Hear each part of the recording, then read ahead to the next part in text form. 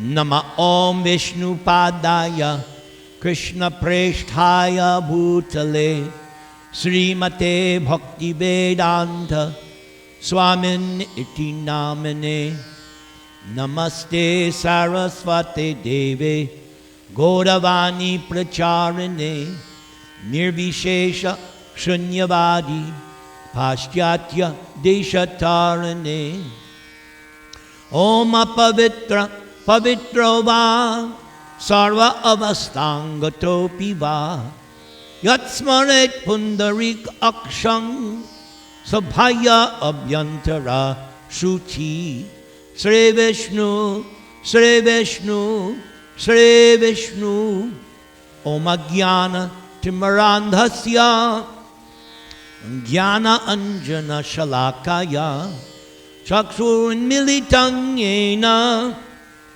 Tasmai Sri Gurave Namaha Mukam Karoti Vachalam Pangum Langhayate Giring Yat Kripatamahang Vande Sri Gurum Dinataranam Yat Kripatamahang Vande Parama Ananda Madhavam Trinadapi Sunichena Tarar Iva Sahishnuna Manina Manadena Kirtaniya Sadahari Hare Nama Hare Nama Hare Nama Eva Kevalam Kalau Nastyeva Nastyeva Nastyeva Gatir Anyata Om Namo Bhagavate Vasudevaya Om Namo Bhagavate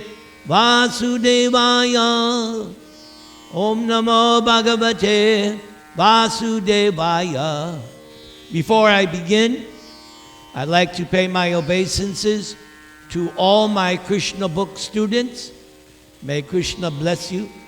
Vancha kalpatarubhyascha Kripasindubhya evacha Patitanam Pavanebhyo Vaishnavebhyo Namo Namaha.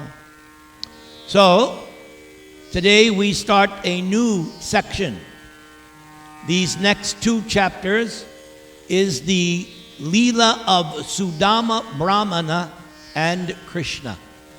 This is a favorite of many, many devotees all around the world.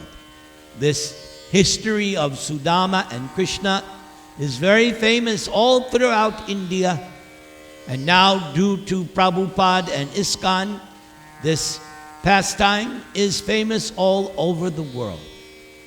So we will start by reading the chapter summaries for these two chapters as they are given to us in the Bhaktivedanta Book Trust Srimad Bhagavatam edition.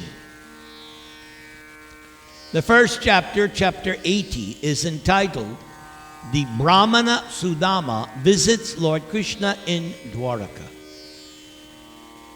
This chapter relates how Lord Krishna worshipped his Brahmana friend Sudama, who came to Krishna's palace seeking charity, and how the two of them discussed the pastimes they had previously shared while living at the home of their spiritual master, Sandipani Muni.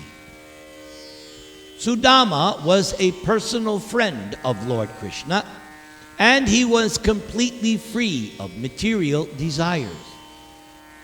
Sudama maintained himself and his wife with whatever came of its own accord, and subsequently they were poverty-stricken.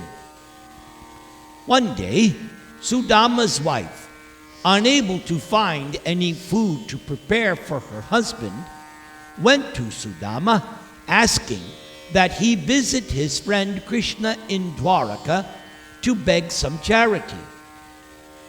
However, Sudama was reluctant, but when his wife persisted, Sudama agreed to go, reflecting that an opportunity to see Lord Krishna was indeed extremely auspicious.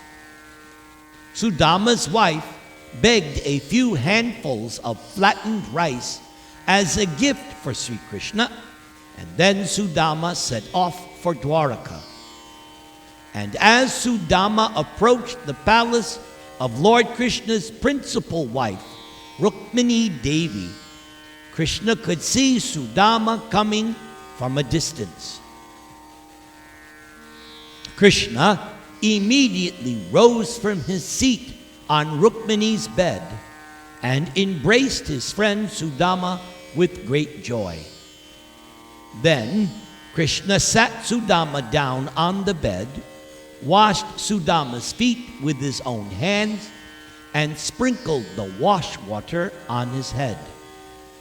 After this, Krishna presented Sudama with various gifts and worshipped Sudama with incense, lamps, and so on.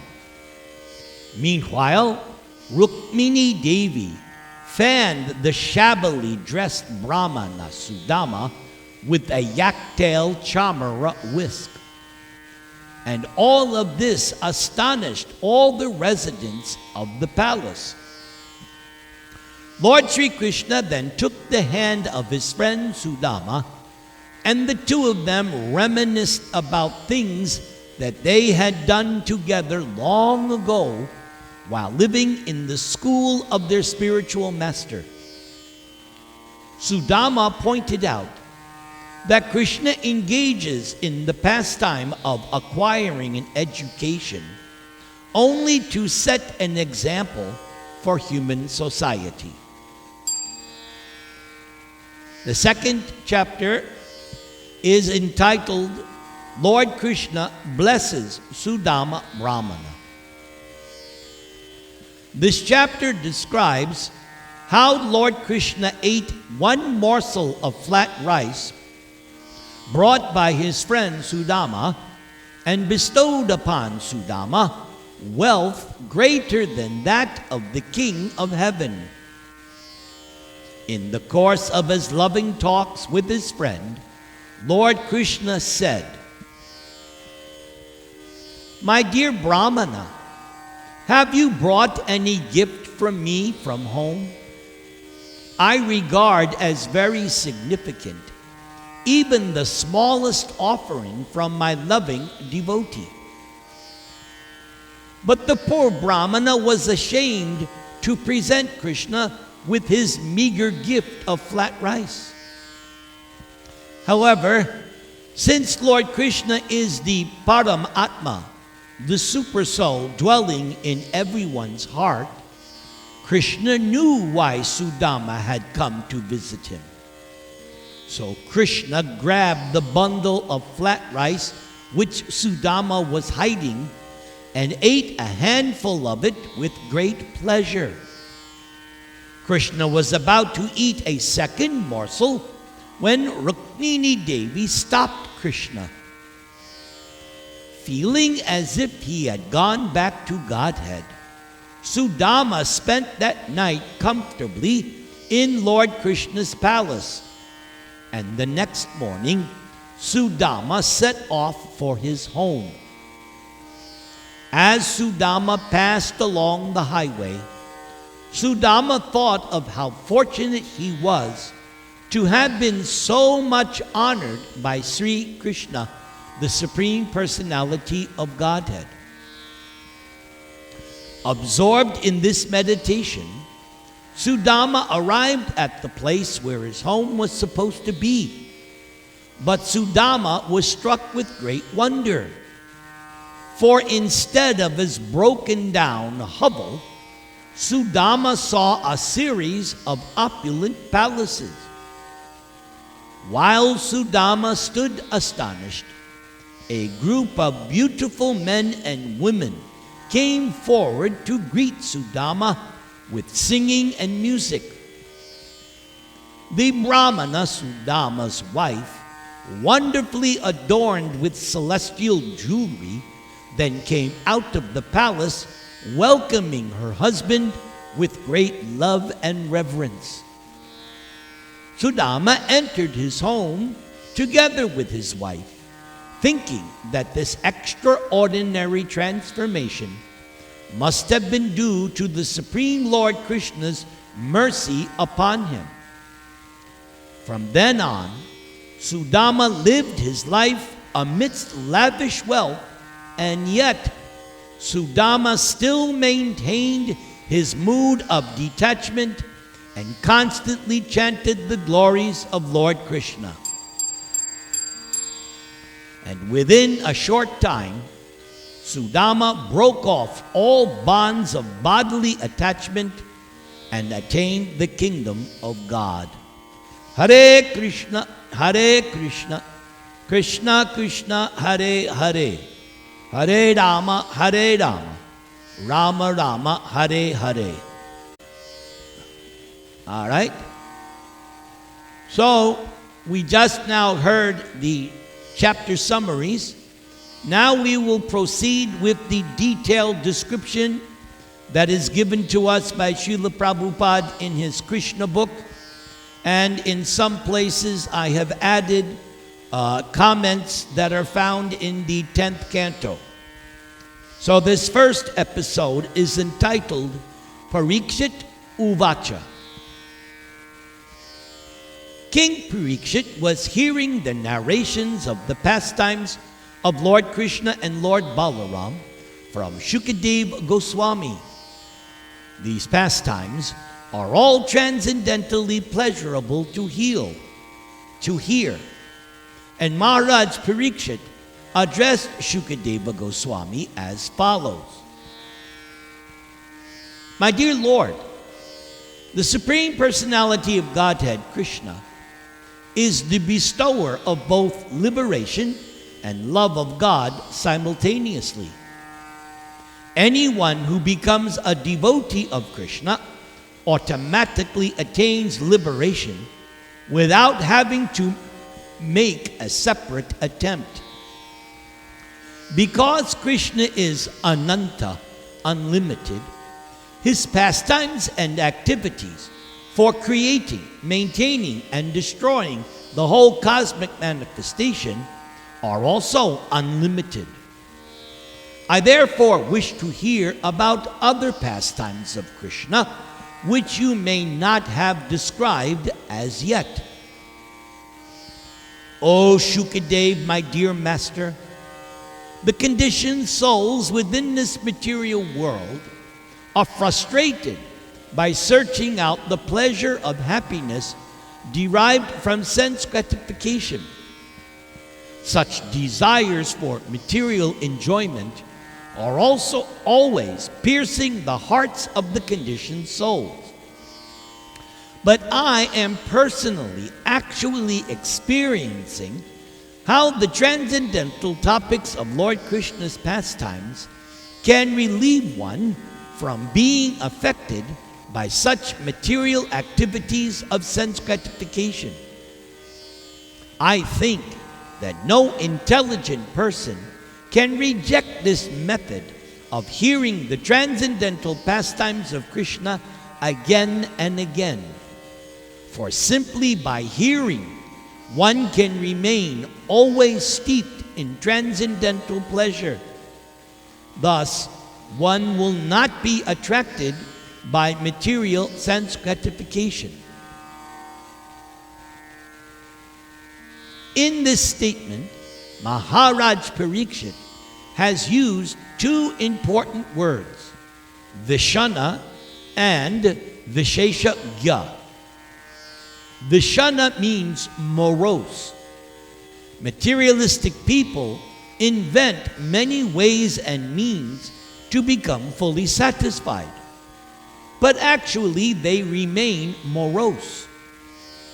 The point may be raised that sometimes transcendentalists also remain morose. But Parikshit Maharaj, however, has used the word Visheshagya.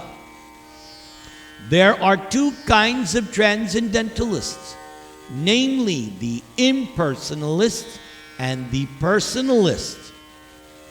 Visheshagya refers to the personalists who are interested in transcendental variegatedness.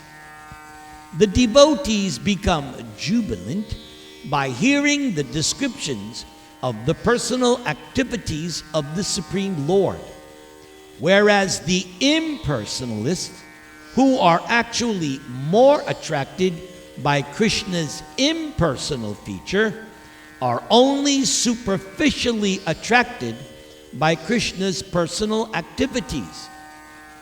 As such, in spite of coming in contact with the pastimes of Krishna, the impersonalists do not fully realize the benefit to be derived, and thus the impersonalists become just as morose as the materialists do in pursuing their fruitive activities. King Parikshit continued, "The ability to talk can be perfected only by describing the transcendental qualities of Krishna. The ability to work with one's hands can be successful only when one engages him or herself in the service of Krishna with those hands. Similarly, one's mind can become peaceful only when one simply thinks of Krishna in full Krishna consciousness. This does not mean that one has to give very great thinking power. No. One has to simply understand that Krishna, the absolute truth, is all-pervasive by his localized aspect as Paramatma. If one can simply think that Krishna, as the Paramatma, is everywhere, even within the atom, then one can perfect the thinking, feeling, and willing functions of the mind. The perfect devotee does not see the material world as it appears to material eyes, for the devotee sees everywhere the presence of one's worshipful Lord in his Paramatma feature. Maharaj Parikshit continued by saying that the function of the ear can be perfected simply by engagement in hearing the transcendental activities of Krishna. And the function of the head can be fully utilized when the head is engaged in bowing down before Krishna and his representative. That Krishna is represented in everyone's heart is a fact, and therefore the highly advanced devotee offers respects to every living entity, considering that the body is the temple of Krishna. But it is not possible for all men to come to that stage of life immediately, because that stage is for the first-class devotee. The second-class devotee can consider the Vaishnavas or devotees of Krishna to be Krishna's representatives. And the devotee who is just beginning, the neophyte or third-class devotee, can bow his or her head before the deity in the temple and before the spiritual master, who is the direct manifestation of the Supreme Personality of Godhead.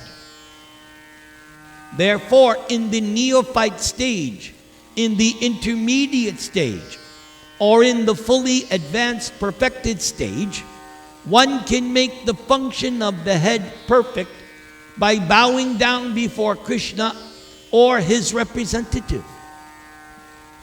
Similarly, one can perfect the function of the eyes by seeing Krishna and his representative.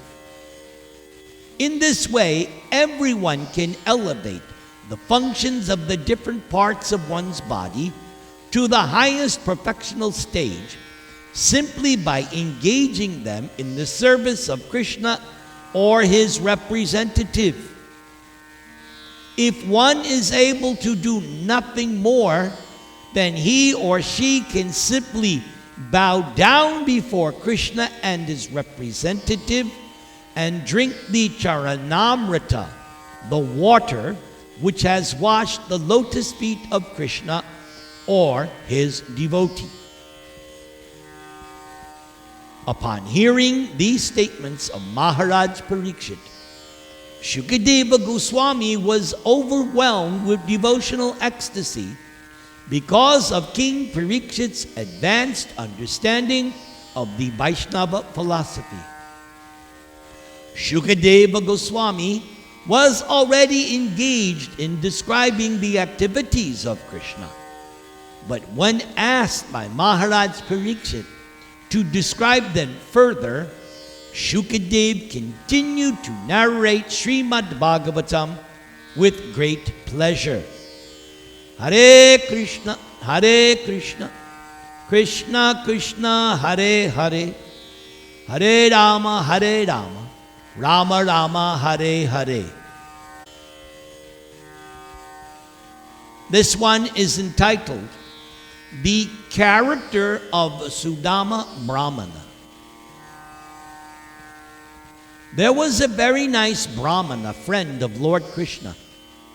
As a perfect Brahmana, he was very elevated in transcendental knowledge. And because of his advanced knowledge, he was not at all attached to material enjoyment. Therefore, he was very peaceful and had achieved supreme control over his senses. This means that the Brahmana was a perfect devotee, because unless one is a perfect devotee, he or she cannot achieve the highest standard of knowledge.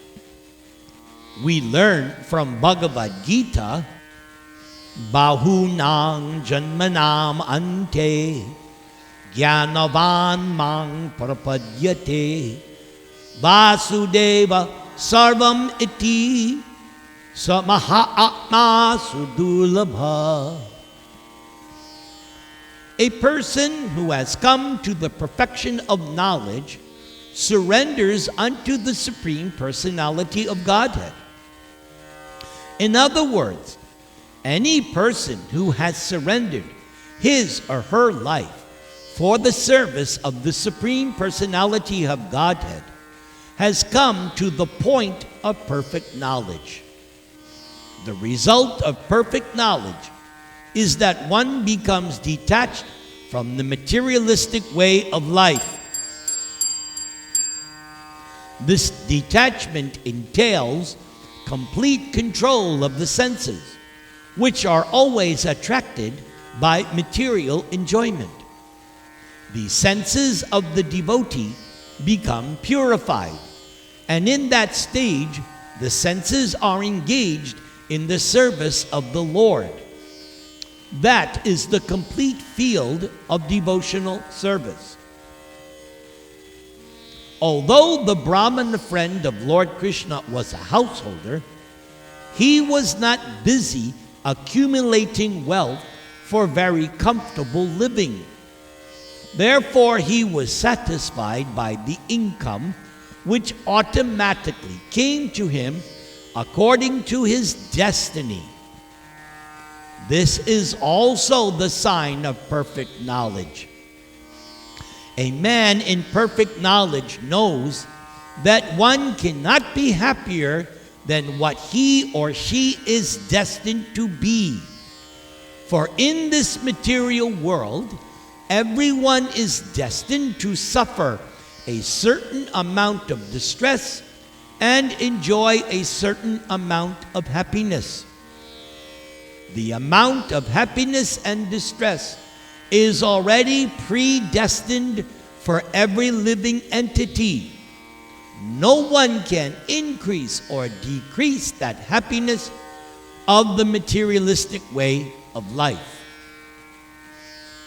Therefore, the Brahmana, Sudama, did not exert himself for more material happiness. Instead, he used his time for advancement of Krishna consciousness. Externally, he appeared very poor because he had no rich clothes and could not provide rich clothes for his wife. Because their material condition was not very opulent, they were not even eating sufficiently, and thus both he and his wife appeared very thin. However, the wife was not anxious for her own personal comfort, but she felt concerned for her husband, who was such a pious Brahmana.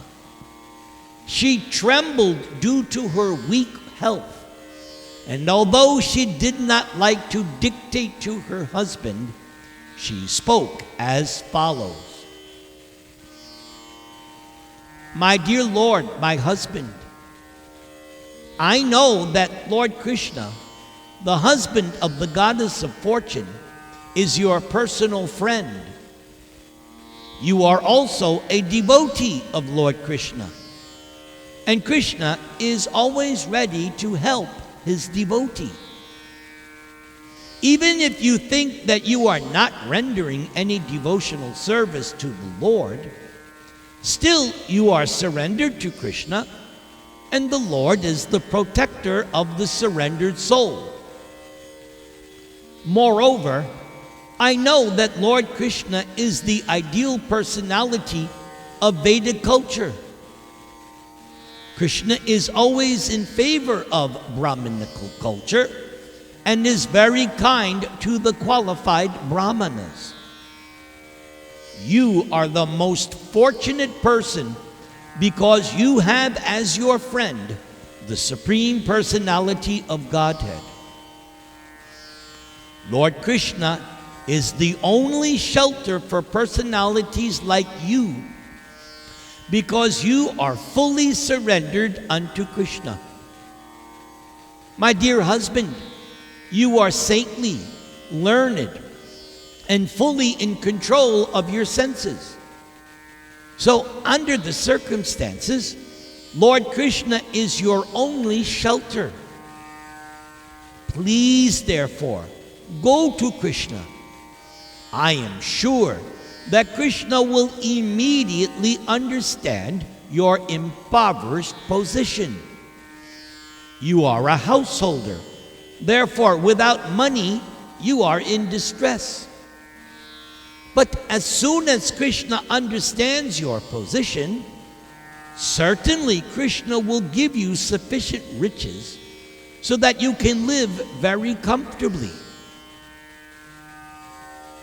Lord Krishna is now the king of the Bhoja, Vrishni, and Andaka dynasties. And I have heard that Krishna never leaves his capital city, Dwaraka.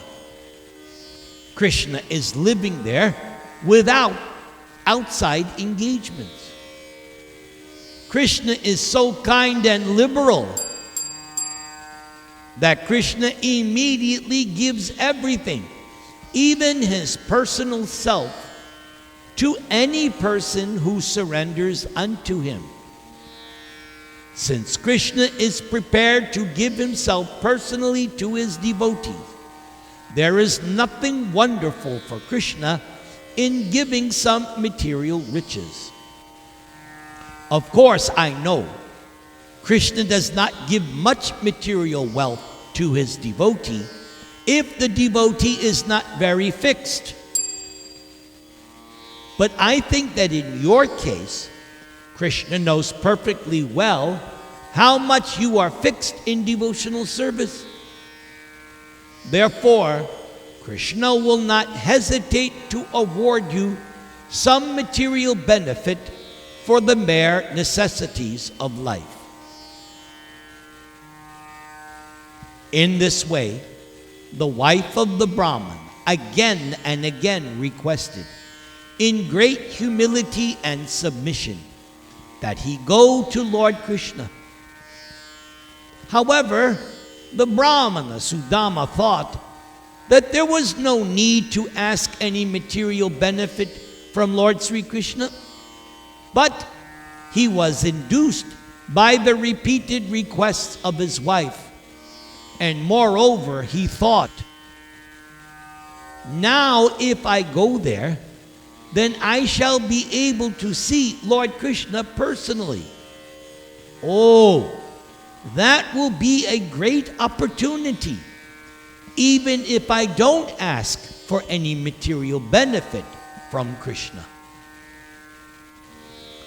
When the Brahmana Sudama decided to go to Krishna, he asked his wife if she had anything in the home that he could offer to Krishna, because Sudama must take some presentation for his friend. The wife immediately collected 4 palmfuls of chipped rice from her neighboring friends and tied it into a small cloth like a handkerchief and gave it to her husband to present to Krishna.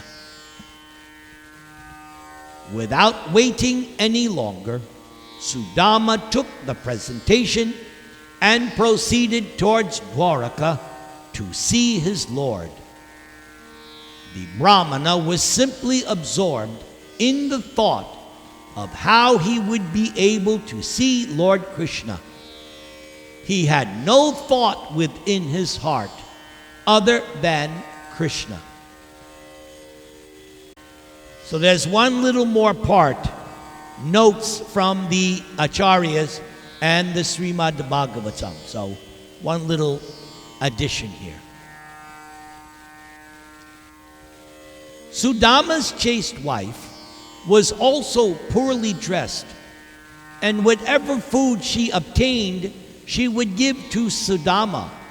Thus she herself remained fatigued from hunger. The chaste lady was especially unhappy because she could not obtain food to feed her husband. Further, she was fearful to approach her husband because she knew that Sudama did not want to beg for anything other than devotion to the Supreme Lord. Sudama's wife anticipated every possible objection Sudama might make to her request that he go to Lord Krishna begging charity. If Sudama might say, "Oh, how could the husband of the goddess of fortune befriend a fallen soul like myself?" she would reply by saying that Lord Krishna is Brahmanya, very favorably disposed toward the Brahmanas. If Sudama might claim to have no real devotion for the Lord, she would then say that Sudama is a great and wise personality who would surely obtain the shelter and mercy of Krishna. If the Brahmana might object that Lord Krishna is equally disposed to all the countless unhappy conditioned souls suffering the fruits of their own karma, she would then say that Lord Krishna is especially the Lord of the devotees. And thus, even if Krishna himself did not grant Sudama his mercy, certainly the devotees engaged in serving the Lord would mercifully give Sudama some charity. Since Krishna protects the Sattvatas, or the members of the Yadu dynasty, what difficulty would there be for Krishna to protect a humble Brahmana like Sudama? And what fault would there be in doing so? The Brahmana's wife implied that since Lord Krishna is the ruler of the Bhoja, Vrishni, and Andaka dynasty, if these opulent rulers merely acknowledge Sudama as a personal friend of Krishna, they could give Sudama everything he required. Since Lord Krishna at this point had put aside his weapons, Krishna at this time no longer traveled outside his own capital of Dwaraka. Hare Krishna, Krishna Krishna, Hare Hare, Hare Rama, Rama Rama, Hare Hare. Namaste Narasimhaya, Prahlada Dayane, Hiranya Kashipurvaksha, Shilatankana Kalaye, Ito Nrsinga Padato Nrsingo, Yato Yami Tato Nrsingha, Bahir Nrsingho, Hridaye Nrsingho, Nrsingha Madin Sharanang Prapadye, Nrsingha Madin Sharanang Prapadye, Tavakara Kamala Varenakam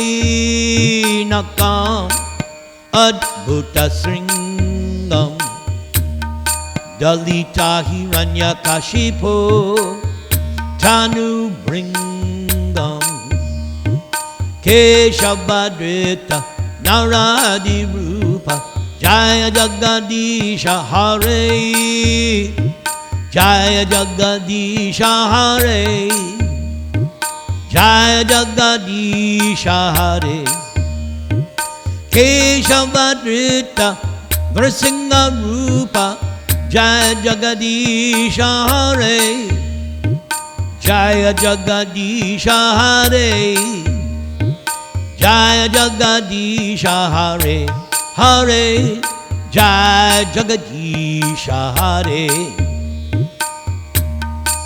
Hare Krishna, Krishna Krishna, Hare Hare, Hare Rama, Rama Rama, Hare Hare. Om Tat Sat.